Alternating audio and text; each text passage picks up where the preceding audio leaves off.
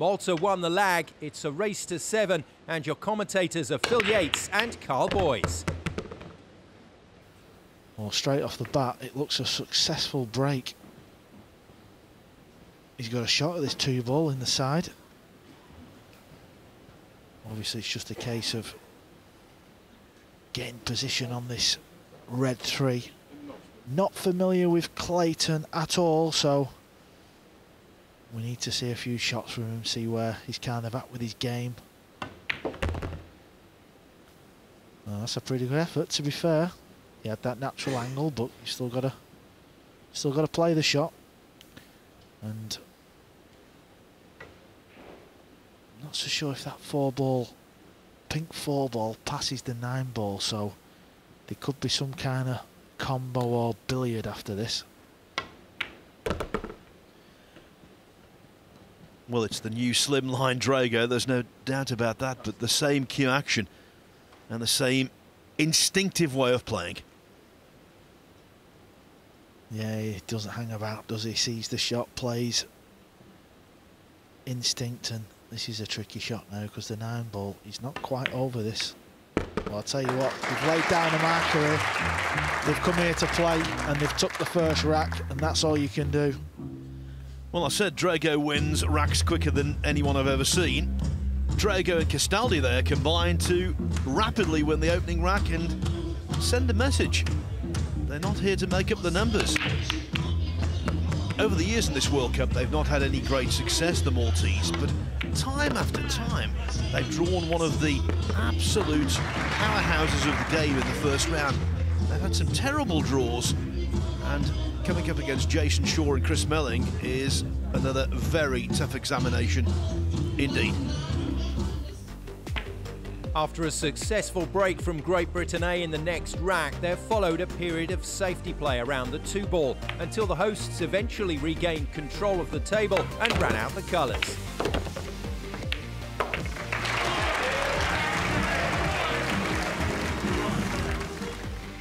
This is now rack 3. Pretty good power. Mate, well, look at this. Could be the best break of the tournament. 4 balls. How do you like that one? And straight in on the 1. Wow. So many balls going in there, it was hard to keep track. Yeah, well, I'll tell you what, he's definitely not struggling, but Tony's got into that a little bit too much. You know, you want to get your playing partner as close as you can. Now the 7's just sat next to the 8 and the 9, and he's going to need an angle on that brown 7 after potting this 5 to break them 2 out.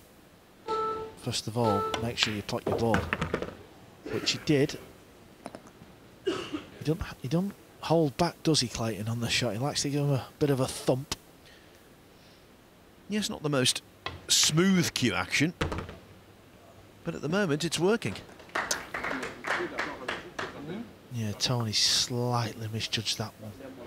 Just didn't quite cannon it right, and he's left a little thin one now. Key to this shot, Phil. Play the 8 as soft as possible into that pocket and give the pocket every chance of swallowing that ball up. Any kind of pace on this shot, it will stay over the pocket.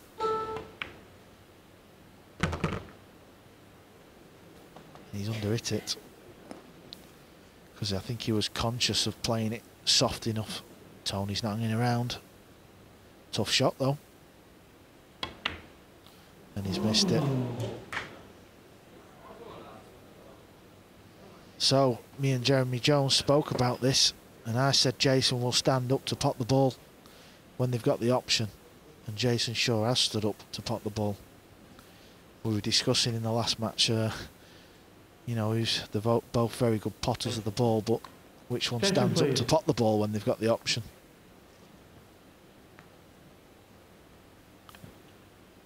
I know Tony plays fast, Phil, but I think sometimes you should just step back a little bit and have a proper look.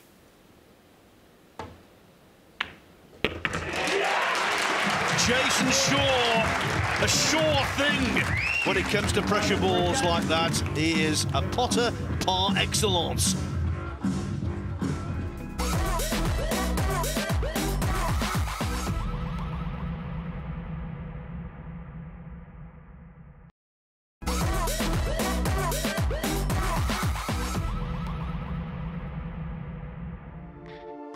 Welcome back to the opening round of the World Cup of Pool, where Great Britain A are currently leading Malta 2-1 in this race to 7. Let's rejoin your commentators, Carl Boyes and Phil Yates.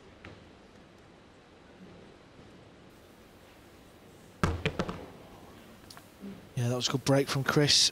Made the intended yellow 1 ball in the side. 2 ball flew around the table and also disappeared. Now, can Jayson, can he pot this ball? I mean, he's going to be striking down on the 3. Because, of course, he's got to get over for this 4 ball, the pink 4 on the side rail.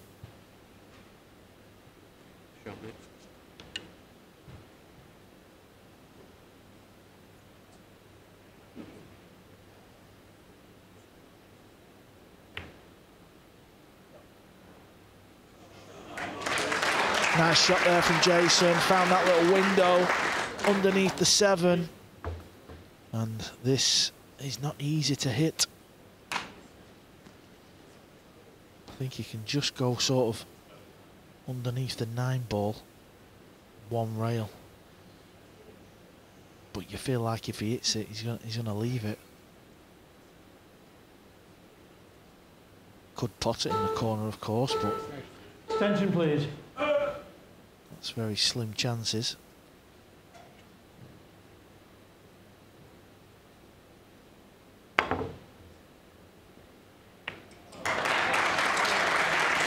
Well, he could swerve it more, and he's gone 3 rails, and I tell you what, he will be happy with that, but Chris can get behind this 3, and it's one of them type of shots where if the players don't stop the cue ball dead, you know, you consider it as a bad hit, really, because just where that 3 ball is. So he has got a good chance here.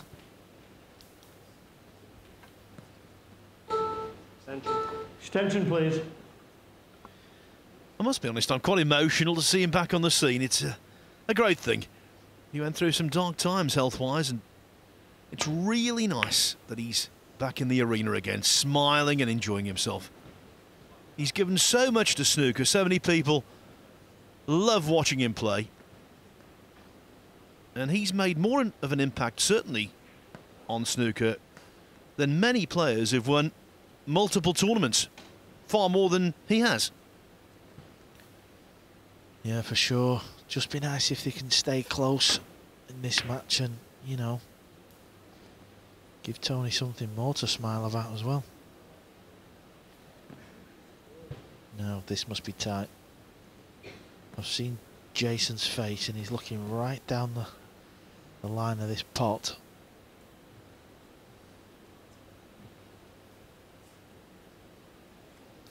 Well, it will go, but he doesn't have a full pocket.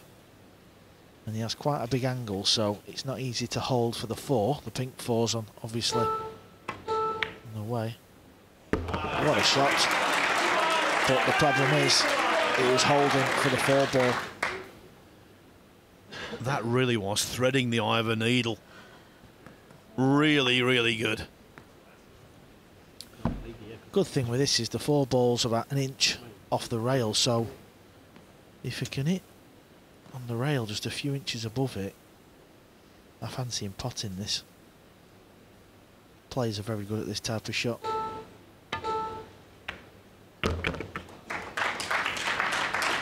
Obviously the issue was position, which he hasn't judged. A little bounce would have been nice. There you see rail first. Now he's going to have to pump this one in. This is going to have to be it with a little bit of force, because he's going to be shooting this up into the top right pocket and spinning round. There's not many better potters than Jayson Shaw, let me tell you. And look at this for a shot. That's real nice. He makes the difficult look entirely routine. Brilliant player.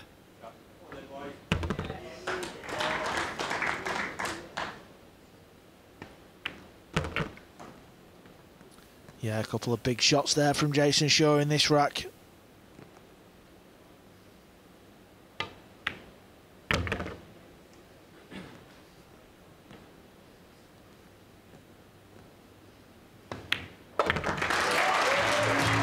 Great Britain A getting into their stride.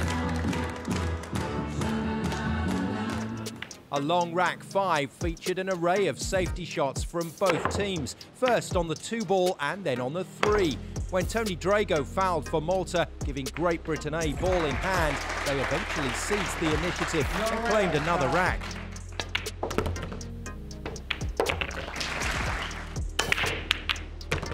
The Maltese remain seated in the next rack as Great Britain A broke and ran out to open a commanding 5-1 lead.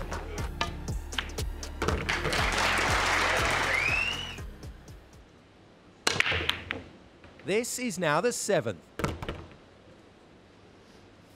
Well, they've made a ball, and they do have a thin cut on this too, so obviously he's got to navigate position to the red 3.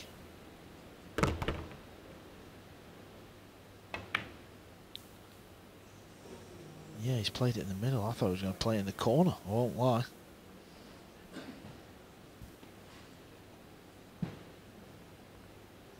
Another string to Jayson Shaw's bow when required. He's brilliant at banking. Yeah, and he can just play a stop shot here. Natural position on the 3. Commentator's curse, Phil Yates. Doesn't miss many of those.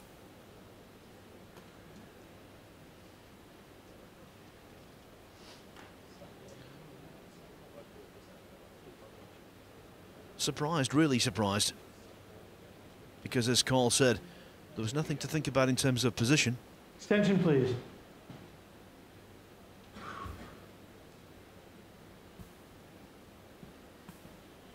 It's not the worst leave though. I mean,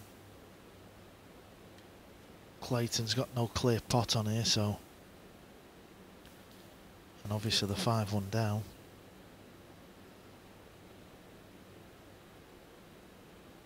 And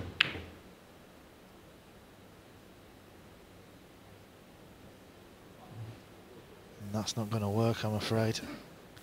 Chris can chop this 2-ball in. Just got to find a way to get on the next ball.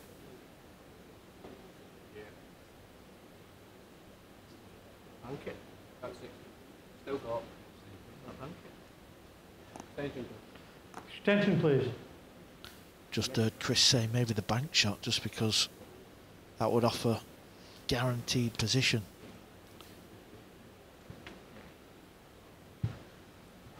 I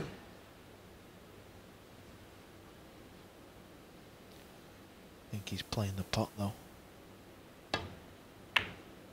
He's played safe. That's not something you see very often. And I think he might have left it. Yeah, I'm surprised there with Chris. I think he might have listened to Jayson on that shot. Well, Tony's having a bit of a mare out there, isn't he? Got really lucky there, but that's worrying signs, I'm afraid, for the Maltese fans. Yes, twice he's missed the 2-ball in this rack now. Once to the middle pocket. That one a more straightforward shot. Yeah, and this is the problem when you've not been competing and you've not been in these arenas. It's difficult out there. It was a good effort that from Jayson. Tried to pot that 2-ball and it very nearly got there, so good effort. Yeah, as we were saying, Phil, when you're not competing and you're not on the tour or playing in these big events, you're just not quite match sharp enough. That's probably what we're seeing here. but there's nothing changed with his approach. He runs around the table like a teenager. Can't wait to play the shot. And at this stage of his career, of his life, he's not going to change. You can't teach an old dog new tricks.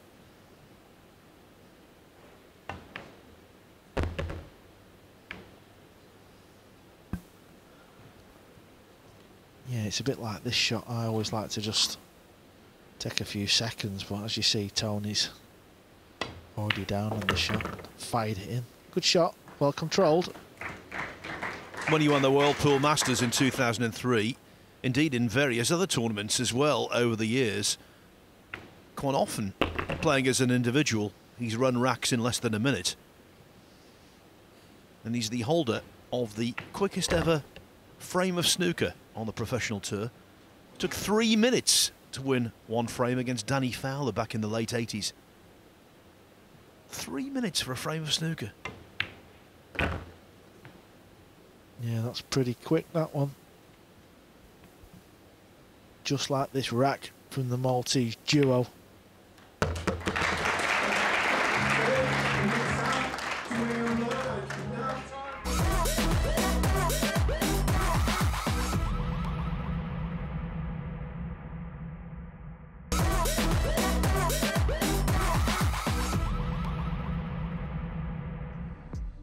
Welcome back to the 2019 World Cup of Pool, where Great Britain A currently lead Malta 5-2 in their opening round match. Carl Boyes picks up the play. What a break off that is again, making that one ball in the side. And these have sat real nice. Well, certainly the two ball has sat nice. Just got to draw this cue ball back to get on the three, or he could pinch a bit of the pocket and play for the side, but that's obviously a lot more dangerous, so I don't think he'll play that shot.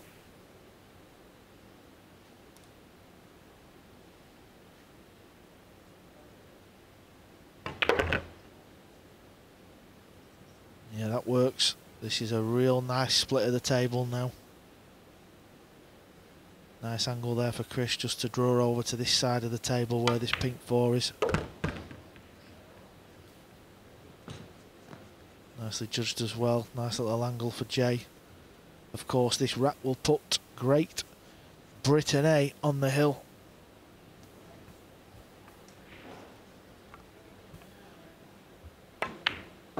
And with the B team out of the tournament last night, I think from here on in we'll be calling them just Great Britain.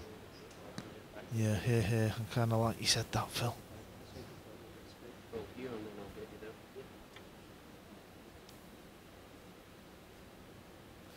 I think tonight's 3 matches have been a real good standard of 9-ball pool. I think Canada played really well.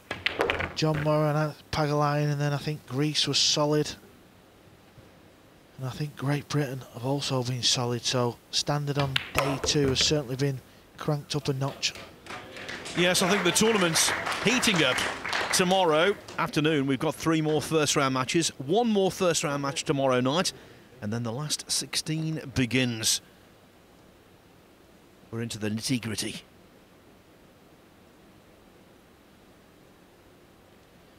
What happened there? As Shaw got down to play the shot, it seemed as though his cue sort of wobbled off his bridge hand. Attention, please. Yeah, I think he's just landed that kind of like awkward angle where it's not a natural. You know, professional pool players are always looking for that natural angle. So there you see it. If he was to top that ball through, it would be going towards the 9-ball. That would be the natural path.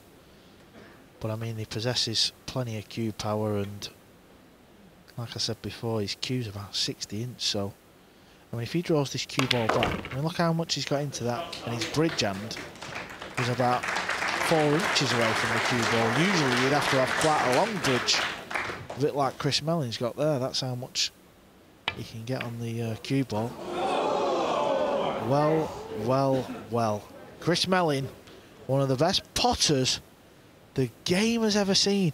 And I tell you what, he's given me some ribbing over my 8-ball in the World Pool Masters over the years, so At least I've got something to get him back with.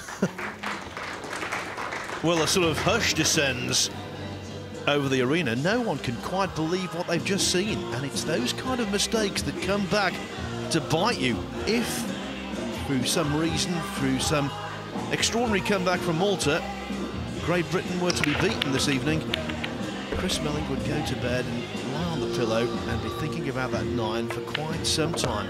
It was an absolute howler.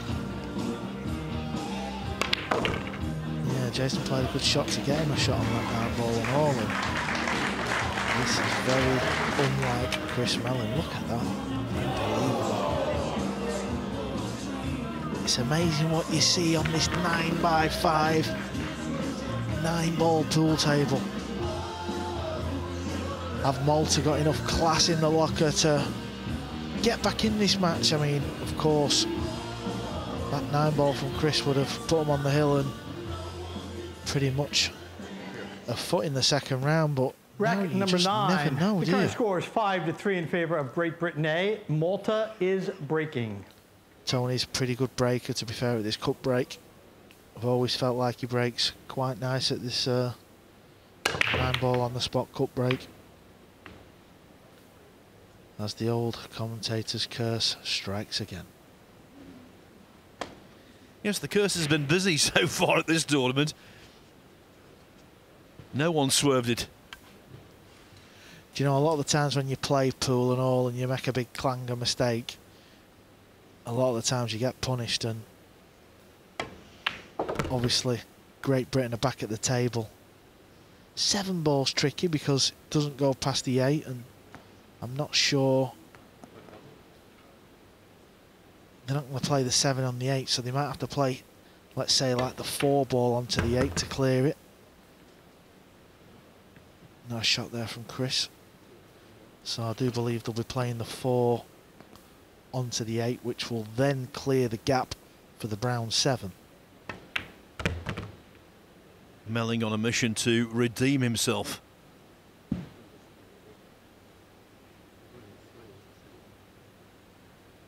I've always said this, been playing pool a long time, and obviously now I'm lucky enough to be in the box, and pool's a game of chance. Sometimes you don't get a chance, and when you do get a chance, you've got to take them chances. And this is going to sit up real nice for the combo for Jayson Shaw.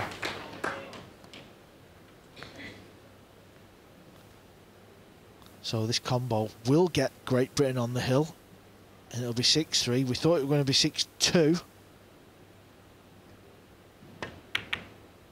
And Jayson's missed a combo. Same again. I didn't think he was going to miss that. I mean, I'm not saying it was easy, but he's produced some nice shots. We're seeing a few mistakes creeping now. That's not as hard as I first thought, to be honest. If they do this against the top team, they will get punished. No, Well, they've missed 4 pots, so have the Maltese, and the complexion of this contest is changing. Can he see the potting angle though? He's having a right good look down this shot, isn't he? Even Tony's having a look. Yeah.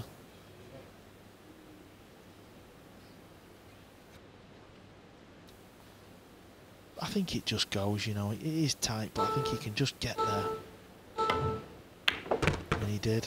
So it was a good pot. What's it finished up like? Tony's just got to pot this ball and stun over to the side. No heroics here, just pot your ball. Oh, he had more angle than I thought. I thought it was a lot closer. That overhead angle always confuses me in this box. Can you believe these 3 balls to draw just one behind Phil? About 7 minutes ago, I would have put my house on Great Britain being 6-2 up. And would you just look at the scoreline now? What a transformation in fortunes. Just goes to prove how quickly things can change in this World Cup of pool. The architects of their own downfall. That's been the story in the last couple of racks for Great Britain A.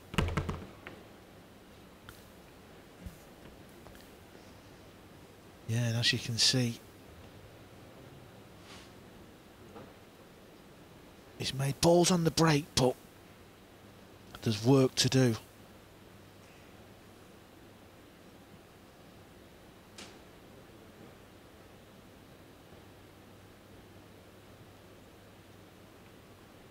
So much at stake, you know, in this tournament for these two.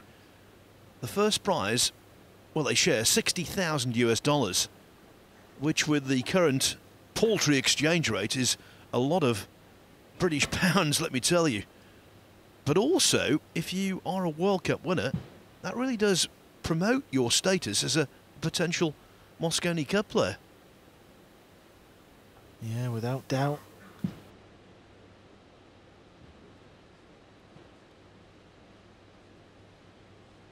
The moment they found themselves in a little hole that they should never have been in.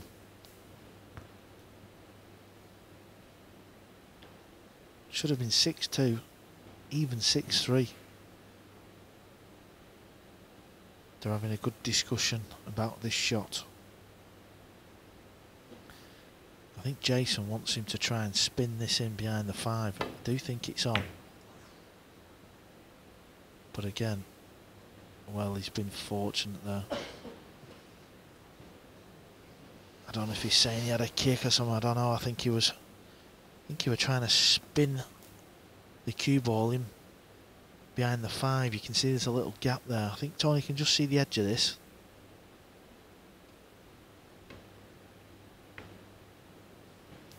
Yeah, so he's tried to use the 6. And I think he's done a good job there, Phil.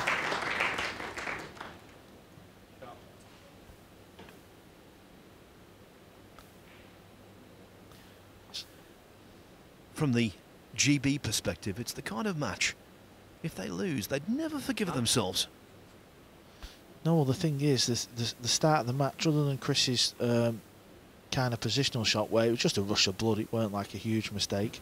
They've played some wonderful safety shots, and you know, they've really produced some good shots and just kind of thrown that big lead away. And Jayson's been a bit fortunate there. It turned into a bit of a kind of hit and hope and could have gone anywhere. So I thought Tony were going to play the shot then. I was thinking, you've just played the shot, relax. Knowing him, he'd like a rule where he plays 2 shots to his opponent's 1, but it doesn't quite work out like that. Yeah, maybe we should bring a mulligan in where you can do that. At one point you can play 2 on the trot. You can just feel it in the arena. There's a lot of tension there. This is a big, big rack. Great Britain know they should be certainly on the hill, but if not in the dressing room or doing interviews. And Malta will know that. So he's kicked at this and he needs to hit the 9 full, and he hasn't. And this is the problem. Clayton, there's no real safety game. He's butchered a few safety shots, and I think that's going to be the big key in this match. I don't think there's quite enough quality there, because you feel like they're going to get chances.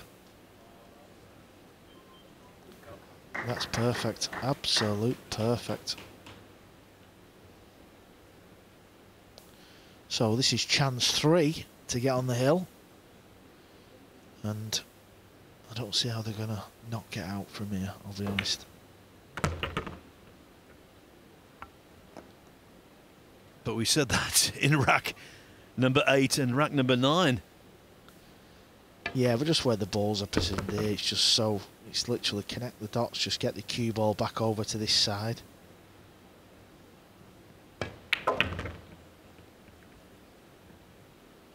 Yeah, that's good enough.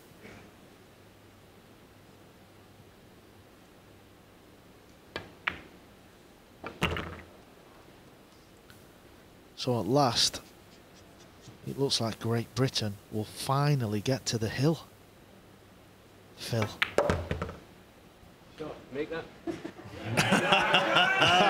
I like it. It's very similar to the one he missed, to be fair. Melling being given stick by his own partner. And he takes it in good part. And that 9-ball does go in. So a little more breathing space for the previously beleaguered GB team.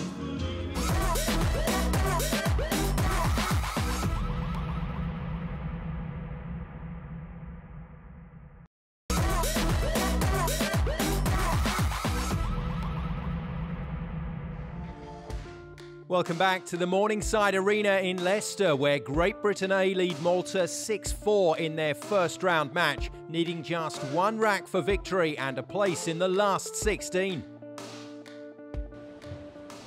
This is now rack 11. Carl Boyes picks up the play.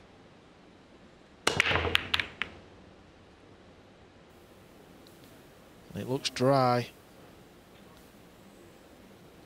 Can he pot the one? Not sure. Hard to tell from Castaldi's body language. If the one does go, GB could be a minute or two away from victory. I think from the hesitation, it's clear it doesn't.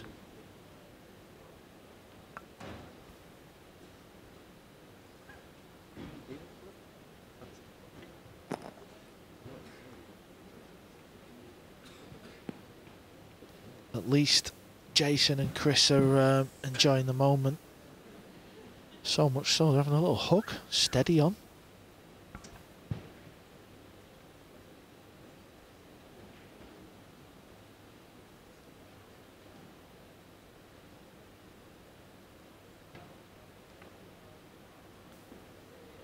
Needs it to stop.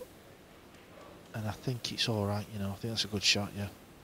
Never easy to play them type of shots. Super fast tables.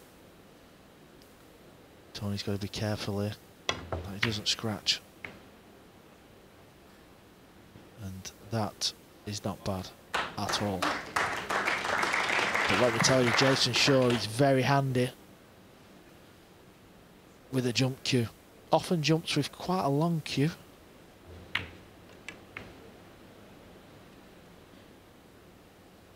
Of course, he's trying to pot this ball in the corner, past the green 6.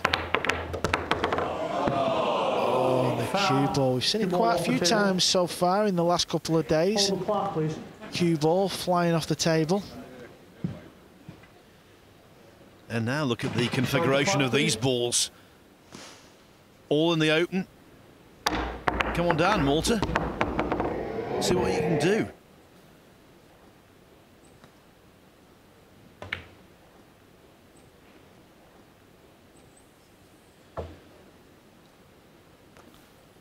Not the best. Oh, but that was.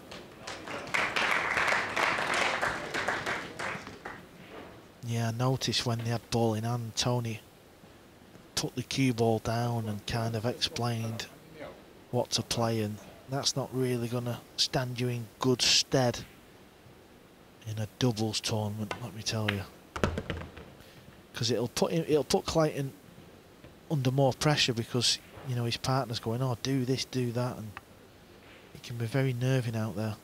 Yes, and given Drago's reputation and what he's achieved in the game, being barked at and told what to do can be intimidating.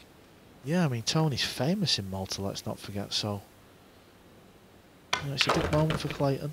Needs his cue ball to slow down. And that is close to your work. I think, can he cut that in? I don't know.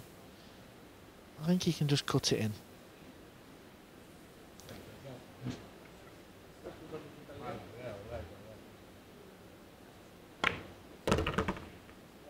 But now it's Tony's turn to...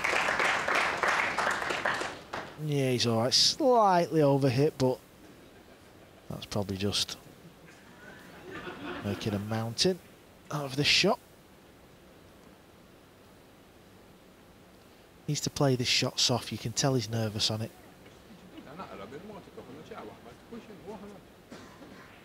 Just softly, because that makes the pocket that bit bigger. Extension, please. They say Maltese is an amalgamation of Arabic, Latin, Italian, English. I don't understand it, but that was a quick discussion in which I think Drago was trying to put his partner at ease. Asking for the extension, no chance with Tony Drago. But the Maltese team do have a chance of winning this match from nowhere. Rack number 12, the current score is 6-5 in favor of Great Britain A. Great Britain A is on the hill and breaking. The one ball vanishes, and look, would you look at this? This is the thing you cannot control. All you can do is hit a good solid break, which he did, and you don't know where the balls are going to come out. And I can see Tony Drago's face. He's laughing, thinking, we've been punished here off the pool gods.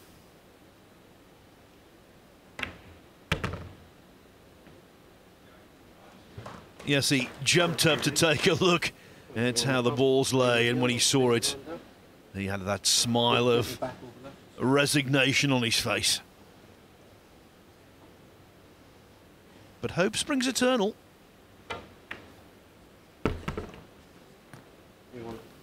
Mistakes have been made. There's always room for one more. Yeah, I mean, I know what you're saying, Phil. You just feel like the balls have broke real kind for Great Britain there in their last break of this match. You can't really ask for much more. This is key shot coming up, and he's done a pretty good job of getting him pretty close there. So this is only distance would have caused some major problems. Just going to come high of the middle, like so. And the 8 ball sat nice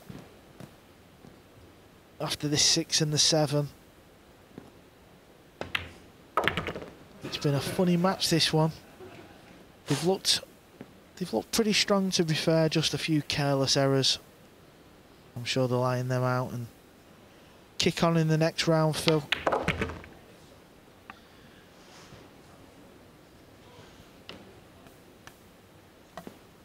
It's all there, isn't it? But there's so much more to come out. Extension. Extension, please.